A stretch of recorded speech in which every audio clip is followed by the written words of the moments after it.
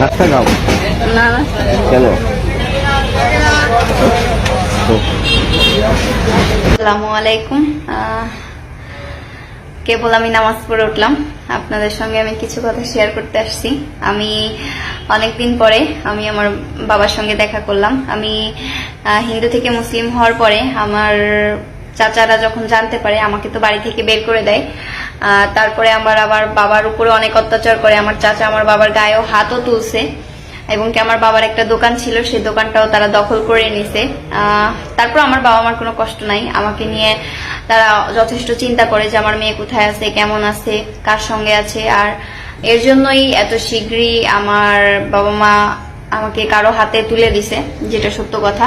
আর আমার বাবা মা থাকতেই আমাদের বিয়েটাও হয়েছে আপনাদের ভাইয়ের সঙ্গে। তো আপনারা সবাই দোয়া করবেন, আমি ভালো আছি আল্লাহর রহমতে।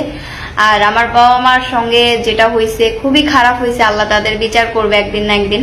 তো আমি বাড়ি থেকে বের হয়ে আসার পরে আমার বাবা মার সঙ্গে আমার আর দেখা হয় নাই, কিন্তু আমার বাবা গোপালগঞ্জ থাকে, আমি ওইখানে দেখা করতে গেছিলাম আমার বাবার সঙ্গে।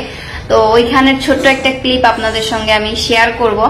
আর শেয়ার করার আগে আপনাদের আমি ছোট্ট একটা কথা বলতে চাই। যখন আমি আমার বাবার সঙ্গে দেখা করতে গেছিলাম, আমি বোরকা পরে যেতে পারি নাই, এর জন্য আমি দুঃখিত। কারণ অত দূরের রাস্তা আসলে বোরকা পরে আমি যাই নাই, অনেক জার্নি করে। কারণ আমাদের এই ঢাকা থেকে গোপালগঞ্জ যাইতে মিনিমাম প্রায় 7-8 ঘন্টা লেগে যায়। আপনারা যারা ঢাকায় থাকেন তারা হয়তো বা জানেন। তো চলুন ভিডিওটা আপনারা দেখেন, আশা করি আপনাদের ভালো লাগবে। মাস্ক পরলে ভালো হইতো।